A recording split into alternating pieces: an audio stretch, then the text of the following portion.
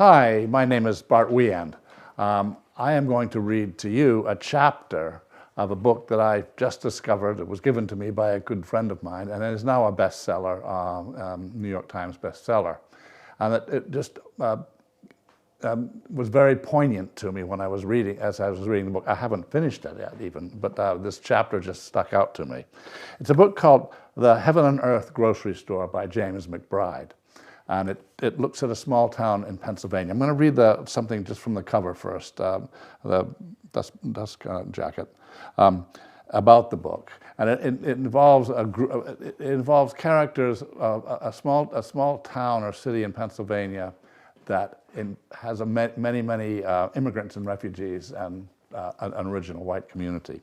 Anyway, in 1972, when workers in Pottstown, Pennsylvania were digging the foundations for a new housing development, the last thing they expected was to uncover a human skeleton.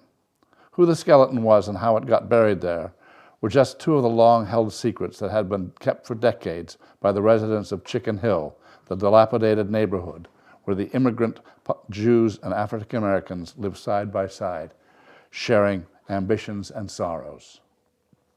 Chicken Hill was where Moshe and Chona Ludlow lived when Chona ran the Heaven and Earth grocery store, which served the neighborhood's quirky collection of blocks and European immigrants, helped by her husband Moshe, a Romanian-born theater owner who integrated the town's first dance hall.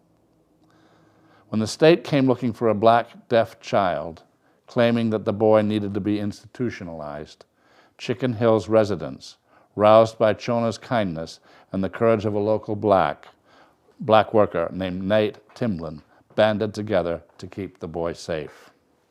So that sets the background, a little bit of the stage of some of the characters that I'm going to read about in this chapter.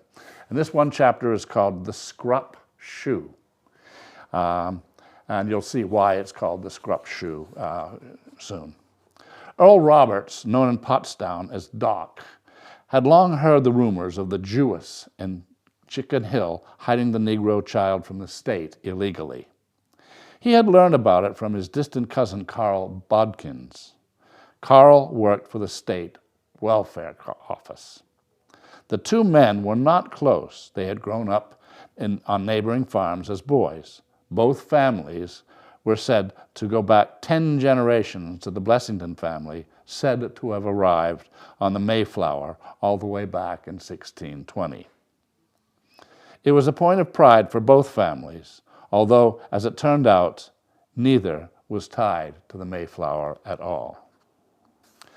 Neither Doc nor Carl had interest in questioning their family lineage, for their childhoods were as full of as much happiness as any descendant of the Mayflower might enjoy. They were white Christian men born in an America seemingly ready-made for them. The two families, now splintered off and bearing different last names, were happily ensconced on neighboring farms at Pine Forge on wonderful acreage bordering Manatawny Creek, full of sunflowers and pastures and rich soil. The two families lived across the creek from one another. Doc's family, the Robertses, on one side, Carl's family, the Boydkins, on the other. The two families often traveled to church together on Sundays by carriage, Presbyterian, of course. The civilized services filled the sanctuary to the brim with good white people. Those were wonderful days, Doc's childhood, full of strong men whose handshake was their bond and women who knew how to cook and raise children.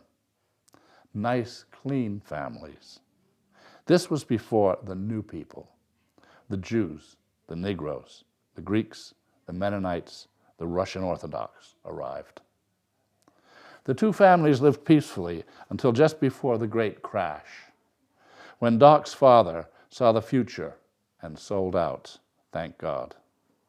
But the Boydkins family stayed, and they suffered, for the new owner of the Roberts tract was a good Christian man who forged iron bits and steel parts, which produced smelly garbage and black runoff from dyes, even though he promised the Boydkins he would bury his garbage rather than pour the muck from his forge into the beautiful creek. They were pleased when he made that promise and believed him. He was, after all, a good Christian. Shortly after, he was joined by a second man, another good Christian, who also kept his word. Then a third partner came, another good Christian, who, well, he was said to want to be a good Christian, which counted for something, though he left his wife for a 15-year-old girl named Uma, who had boobs the size of the cantaloupes and was said to have spent time in the Muncie Penitentiary. The fellow eventually moved to New Orleans with his new wife and was replaced by a new man, an Irishman named Fitzhugh, who was said to have made his fortune in opium. Fitzhugh bought out the original owners, and thereupon the small one-man mill became 2 mills with 4 workers apiece. Then 3 mills, 4 tiny mills, then 4 tiny mills. The Boydkins clan soon found themselves waking up and peering out their kitchen window to see 8 workers slogging back and forth to the bank of the Manatawny, dumping buckets of sludge into the creek all day long. In 6 months, the 8 workers became 9, then 12, then 19. The 4 mills became 7, then 8, splitting like amoebas, dotting the hillside above the mills until the mills were replaced by small factories that made pipe nipples and tiny bolts and iron pieces, belching smoke from small chimneys into the clear Pennsylvania sky. The small factories then split into bigger factories that crafted iron pipes, steel fittings, and glass bottles for whiskey distilleries, followed by bigger factories that crafted 8-foot iron beams, joists, barrels, pipe fittings, castings, signs, entire window frames, and steel girders. In 8 short years, the tiny mill was gone, and in its place was a rambling, rumbling, half-mile-long gray factory fortress that thrust a 100-foot smokestack into the sky that belched gray fumes 24 hours a day. The crews of workers who tossed back muck to the Manatawny were gone, replaced by 3 6-inch pipes that vomited churning, filthy sludge into the once beautiful streams that fed the Boydkins' cows and watered the crops. By the time the Boydkins cried foul, 3 100-foot chimneys churned black smoke into the sky. 225 cursing, laughing workers, speaking every language under God's sun, trooped in and out of the buildings in 3 different shifts, and the work whistle shrieked 3 times a day, including Sundays, all within 150 feet of their kitchen window. The Boydkins family protested, saying that the unholy curse of the workers within earshot of their kitchen table and children was outrageous, and the sludge was ruining their land and making their cows sick. But it was 1932. And by then, Flagg, Bethlehem Steel, and Jacobs Aircraft Engine Company had arrived, along with their smooth lawyers in starched collars and shiny Packards. And the lawyers were firm. We have to make engines for the mighty American airplanes that will carry freedom across the world, they said. We have to make the great steel girders for the Golden Gate Bridge that will allow wonderful automobiles to cross. We need gunpowder and shell casings and steel for the war that is coming. In desperation, the Boydkins approached the city fathers of Pottstown, who laid down the law. The war is coming. You have to move. So the Boydkins family was forced to sell their 147 acres bordering the creek for pennies on the dollar to keep America free. It had to be done. It was a bad decision to remain on Manatawny back in 1929, and Doc was grateful for his father's foresight.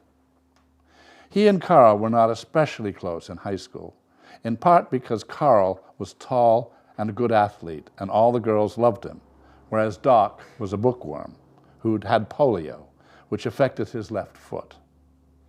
The foot curled oddly and bore a cleft in the middle where toes 2 and 3 should have been. It arched from the time he was aware of it. When he was a child, his mother instructed him to always keep it covered, but it ached so much and no shoe fit well, so he ignored her orders as much as possible. He secretly felt his left foot didn't look that different from his right. But he learned a painful lesson in first grade when he slipped his sock off in gym class. The boys saw his foot and howled, calling him hoof. From then on, he never bared his foot in public again. But that didn't prevent Doc from enjoying high school. He loved biology. He was voted president of the school debating team, and despite having what girls called a walnut nose, it protruded from his face like a bumpy walnut, he discovered that girls liked guys who were clever. He read books on comedy, love, biology, and sex, the latter revealing all kinds of secrets about what girls like. He memorized a few of these tricks and tried them out his junior year on Della Bernheimer, a bouncy blonde cheerleader who felt sorry for him, agreeing to picnic with him at the creek near Saratoga Park. As they lay on a blanket after lunch, Doc confessed to her that he'd never kissed a girl and would like to try. Della, a generous soul, glanced at Doc's funny shoe, felt even more sorry for him, and agreed. Doc proved to be an enthusiastic kisser, leaping in and giving her full-on mouth-to-mouth resuscitation. To his surprise, and hers, Della moaned her approval. But in a burst of self-control, she suddenly sat up and suggested they wade into a nearby creek and hold hands like a real couple, instead of doing things that would get them in trouble in church they both attended. Doc agreed, a decision he would later regret, for when he removed his sock and Della's blue eyes took in his cleft foot, she declared that she wanted to go home. Doc was not a particularly sensitive soul, but his mother was, and when he confessed to her what had happened with Della Bernheimer, she marched him up to the Chicken Hill, where the town's best shoemaker, Norman Scrupskellis, lived. Everyone in town dreaded Norman, a grim cigar-chomping Jew who rarely spoke and was rumored to wander Chicken Hill's muddy roads at night like a hunchback, terrorizing the town's Negroes and taking their money. But he was a shoe-crafting genius, for his glistening shoes adorned the windows of all 3 shoe shops in Pottstown. When they knocked, Norman led them to a dark basement, no cage in sight. Doc's mother noticed. He sat at a stool before a cluttered work table and didn't look at Doc's face once. Instead, he glanced at Doc's disabled foot clad in a shoe made by a shoemaker in Philadelphia, a shoe his parents had paid dearly for, and pointed to a chair next to his work table and barked in a thick accent, "Shoe off!" Doc sat and complied, handing him the shoe. The old man tossed Doc's old shoe aside like it was an empty bottle and clasped Doc's aching, throbbing foot in his rough hand.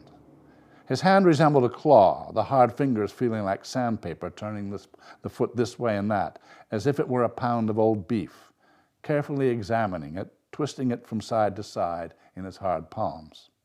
When that was finished, he dropped the foot as if it were yesterday's paper and turned to the work table, pulling leather and supplies off racks above him. He didn't say a word, so after a few moments, Doc's mother, standing nearby and blinking in embarrassment, said, "Aren't you going to measure it?" The old man simply waved his hand at her over his shoulder. "Come back in a week," he said. "What about the price?" "We talk about that later." A week later, they returned, and the shoe was magical. It was an extraordinary work of art, gleaming black leather, beautifully stitched, perfectly matched to the arch of Doc's foot, with an insole that was carefully crafted to give him comfort and support, while the outer appearance was close to that of the existing shoe. The old bugger even added an inch to the sole and sloped it carefully, which made Doc's limp less noticeable and brought almost instant relief to his aching foot and even his back. All this for a surprisingly low price. Doc's mother was ecstatic. While Doc was grateful, he was also humiliated. The old man never said a word to him, not even hello. But he made a wonderful shoe, and each year Doc was obliged to return to have the shoe replaced. Doc dreaded the visits to Norman's basement, for despite Norman's gifts, he found the shoemaker's arrogance unacceptable. Didn't he know who he was dealing with? Didn't he know respect? The resentment stayed with Doc for years, and after Norman died and his sons Irv and Marvin took over the business, Doc avoided them, paying 3 times what they charged to have a special shoe made in Philadelphia. Who cared that the Scrupp-Sellis twins were as talented as their father and made some of the finest shoes in the state and were recommended by doctors all around? He knew them back when. They were just like their father, arrogant. How dare they? Doc bought the shoes from an American shoe store in Philadelphia, not from immigrant Chicken Hill Jews who didn't know their place. After his disastrous date with Della, Doc quit his dating adventures. Still, it was not lost on him during those high school years that there was one other student at Pottstown High who shared his fate with shoes and the old man Scrupp, the Jewess Chona. She was a year behind him in school, but when she limped past him that first day of class, he noticed her immediately, for the limp was familiar. He looked down at her feet and saw it right away, the Scrupp shoe. She vanished down the hallway, and he was glad.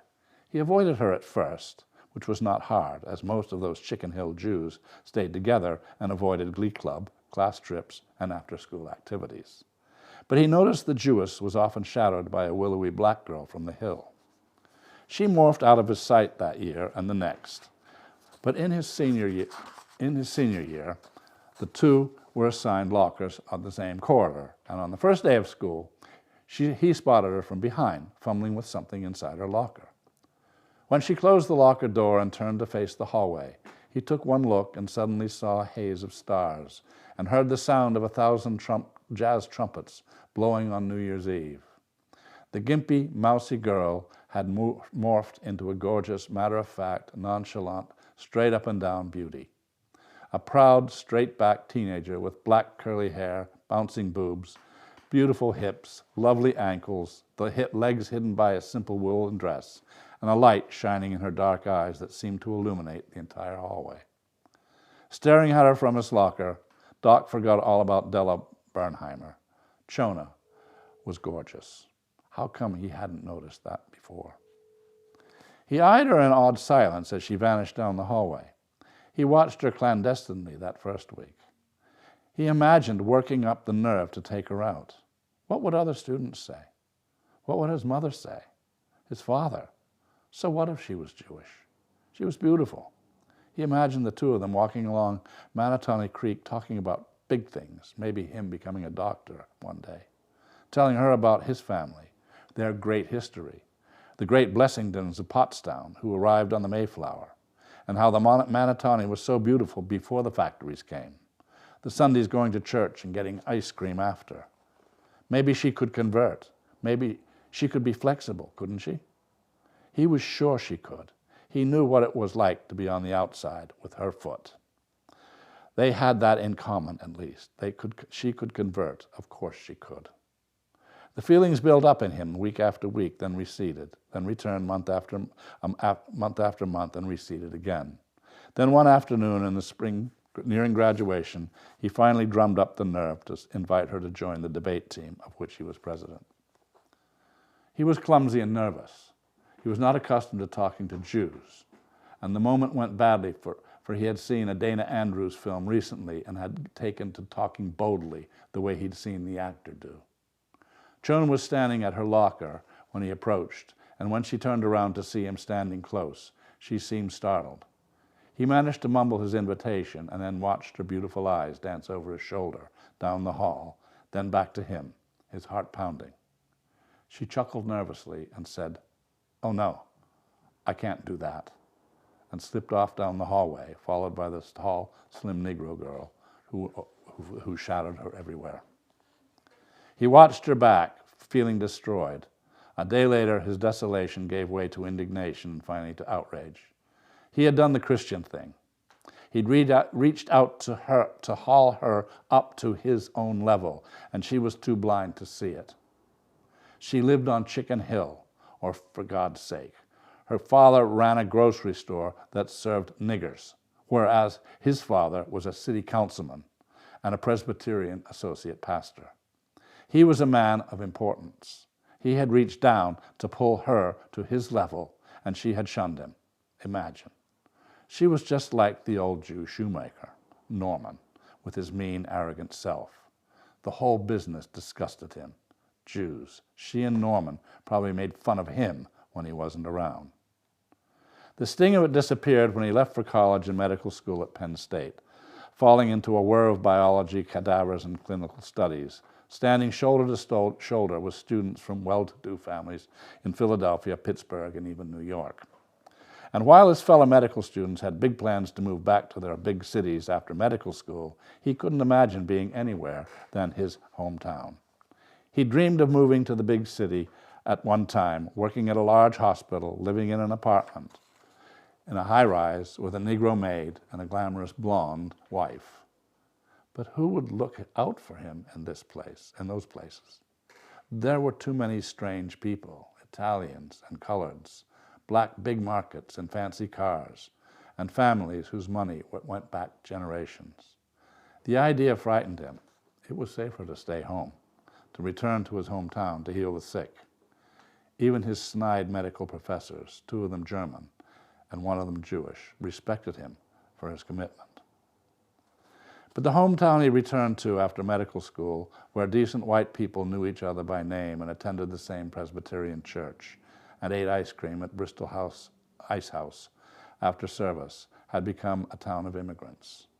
Greeks who drove trucks, Jews who owned buildings, Negroes who walked Main Street like they owned it, Russians, Mennonites, Hungarians, Italians, and Irish. The quaint horses and buggies of his childhood were replaced by tractor-trailers hauling steel. The dairy farms replaced by oily, grim factories that belched smoke. Main Street was now filled with cars on Saturdays, and not 1 but 2 traffic lights and a trolley. His lovely Pottstown had become a city where no one seemed to know anyone else. Still, when he chose for his wife someone his father approved of, a simple farm girl from nearby Fagleyville, the wedding made the front pages of the Pottstown Mercury. That was a big deal and a good thing. But the years of tending broken legs and sewing fingers back onto the broken hands of factory workers chipped away at him, and his disappointment grew. More factories belched smoke, and more foreigners came. And when the simple farm girl he married turned out to be a lazy, dull soul who lived for bingo nights, cheap novels, and blueberry pie, which added to her burgeoning waistline as she proudly drove around town with their 4 children in the brand-new Chevrolet she insisted to buy every 2 years, he lost interest in her. He'd seen his youth vanish, his town crumble, the blood of its proud white fathers diluted by invaders. Jews, Italians, even Negroes, who wandered Chicken Hill selling ice cream and shoes to one another, while decent white people fought off the Jewish merchants and Italian immigrants who seemed to be buying everything.